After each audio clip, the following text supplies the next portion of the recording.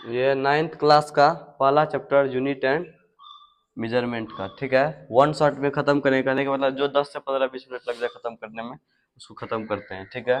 शुरुआत करते हैं। पहला चीज होता है, पहला टॉपिक है आधारी राशि या मूल राशि। मतलब राशि किसको कहते हैं, ठीक है।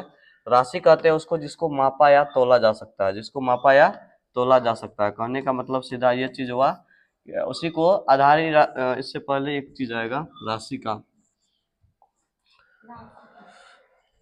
जिसको मापा या तोला जा सकता है, मापा या तोला जा सकता है, उसको राशि बोलते हैं। राशि के प्रकार, राशि को भी दो कैटेगरी में बांटा गया है। पहला चीज मापन के आधार पर, किस चीज के आधार पर, मापन के आधार पर। दूसरा चीज आता है दिशा के आधार पर, ठीक, दिशा के आधार पर। इसमें आता है मापन के आधार पर 3 राशि। कहने का मतलब एक होता है मूल राशि या आधारी राशि, मूल राशि या आधारी राशि। दूसरा आता है व्युत्पन्न राशि, कहने का मतलब डिराइव्ड क्वांटिटी, डिराइव्ड क्वांटिटी। तीसरा आता है पूरक राशि, सप्लीमेंट्री क्वांटिटी, संपूरक राशि उसी को बोलते हैं, पूरक या संपूरक राशि, सप्लीमेंट्री क्वांटिटी, ठीक है। अगला आता है दिशा के आधार पर दो राशि, दिशा या परिमाण के आधार पर। एक सदिश होता है, दूसरा अदिश होता है। आप लोग का नेक्स्ट चैप्टर यही है, सदिश और अदिश। इसको डिटेल से पढ़ेंगे इस चैप्टर में। तो मापन दिशा के आधार पर दो चीज, सदिश और अदिश, और मापन के आधार पर 3 चीज, मूल राशि या आधारी राशि, दूसरा व्युत्पन्न राशि, और तीसरा पूरक या संपूरक राशि, ठीक है। अगला अगला आता आधारी राशि किसको कहते हैं, जिस राशि को व्यक्त करने के लिए किसी अन्य राशि की जरूरत नहीं पड़ती है, जिस राशि को व्यक्त करने के लिए किसी अन्य राशि की जरूरत नहीं लेनी पड़ती, उसको आधारी राशि कहते हैं। कहने का मतलब जरूरत नहीं पड़ती है, अन्य राशि, अन्य राशि की जरूरत नहीं पड़ती है। हो गया, इससे ज्यादा नहीं लिखना है हमको, बस याद रखने के लिए लिखना है। बाकी चीज अपना खुद से भी बना सकते हैं, इतना याद रहेगा तो बाकी अपना भाषा में लैंग्वेज बना लेंगे, हो गया। बाकी ये वन शॉट का वीडियो है, इसलिए इतना ही काफी है।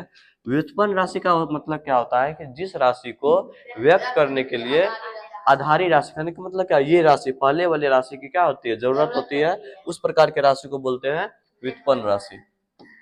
मतलब इसको दूसरे की जरूरत है, दूसरे की जरूरत है खुद को दर्शाने के लिए, खुद को डिनोट करने के लिए, अर्थात दर्शाने के लिए या दिखाने के लिए। ऐसे करके याद रखेंगे, किसको जरूरत है, खुद को, व्युत्पन्न राशि को। इसका एक चीज आता है अंग्रेजी नाम डिराइव्ड क्वांटिटी या डिराइव्ड यूनिट। इसका मतलब होता है डिराइव करने का मतलब क्या, जैसे नहीं कहता है ये फॉर्मूला डिराइव कर लो खुद से, इसका मतलब क्या, उसको निकाल लो, ठीक है। तो निकालते कब, दूसरे का हेल्प लेते कहीं न कहीं से, तब ना वो आता है। इसलिए याद करने का एक तरीका व्युत्पन्न राशि का अंग्रेजी होता है डिराइव्ड क्वांटिटी। इसको याद करेंगे, डिराइव्ड करना है तो कहीं और से करेंगे, अर्थात क्या, कहीं से दूसरे का क्या करेंगे, हेल्प लेंगे। जब दूसरे का हेल्प लेंगे तो उसी प्रकार का जो राशि होगा, उसी राशि को हम लोग कौन सा राशि बोलते हैं, व्युत्पन्न राशि। अगला आता है पूरक या संपूरक राशि। अगला कौन सा राशि है, पूरक या संपूरक राशि। इस राशि में क्या होता है, इस राशि में कोण एवं ज्यामिति का जो होता है मापने के लिए, गणना करने के लिए क्या किया जाता है, इस राशि का उपयोग किया जाता है, कोण एवं ज्यामिति का। किसी भी प्रकार का ज्यामिति है ना, उसका कोण का गणना करने के लिए क्या किया जाता है, इसका इस्तेमाल किया जाता है, ठीक है। किस राशि का, पूरक राशि का, ठीक है।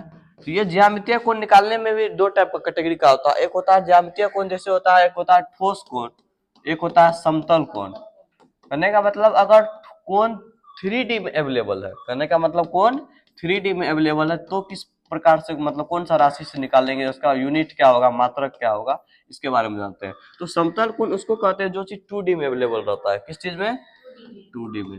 तो 2D में जो अवेलेबल रहता है, तो ये मान के चलते ये कोण हो गया। इस कोण का मात्रक होता है क्या चीज, रेडियन। क्या होता है, रेडियन। अगर कोई चीज 3D में अवेलेबल है तो उसका मात्रक क्या होता है, स्टेरेडियन। जैसे मान के चलते हैं, जैसे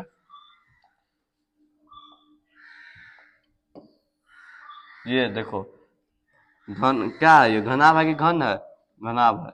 जैसे यहाँ से देखो, यहाँ से एक इधर कौन बनेगा एंगल, एक ये बनेगा, फिर इसी के साथ देखो एक इसके साथ भी बनाएगा। ये इसको देखो, इसको देखो, इसको देखो, इसको देखो, पहले ये दोनों फिर ये दोनों, मतलब क्या ये 3D में अवेलेबल हो रहा है। इसलिए इस प्रकार का जब कोण निकालेंगे उनका जो मात्रक होगा क्या होगा, स्टेरेडियन। क्या होगा, स्टेरेडियन।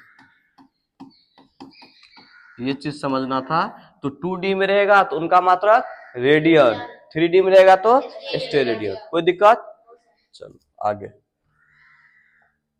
आगे आता है ताप में एक चीज छूट गया। आधारी राशि की कुल संख्या कितनी है, 7 है। आधारी राशि की कुल संख्या 7 है।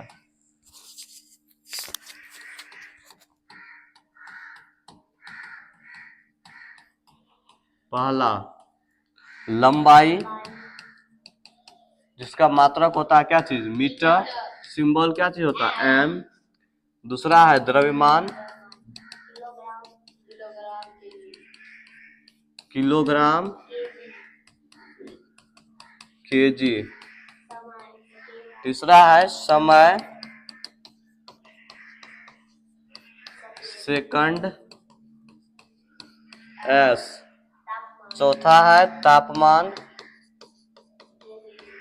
केल्विन, के। पांचवा है ज्योति तीव्रता, इसको बोलते हैं लुमिनियस इंटेंसिटी।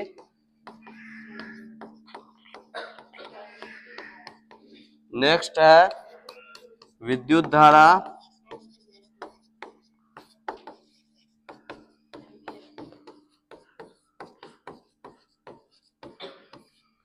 इस वीडियो को कोई 2x में देखने का कोशिश मत करना भाई। परिमाप नहीं, पदार्थ का परिमाण, पदार्थ का परिमाण, ये होता है क्या चीज, मोल, MOL। ये डिनोट सिंबल लिख रहे हैं ना, MOL होता है मोल का। ठीक है, तो आधारी राशि की कुल संख्या कितनी है, 7। लंबाई जिसका सिंबल होता है मीटर, M। दूसरा द्रव्यमान किलोग्राम, केजी। तीसरा समय सेकेंड, S। तापमान केल्विन, K। ज्योति तीव्रता कैंडेला, CD। विद्युत धारा एम्पियर, A। पदार्थ का परिमाण मोल। ये हो गया आधारी राशि की कुल संख्या। ठीक है, इनको याद रखेंगे। अब आता है ताप में परिवर्तन।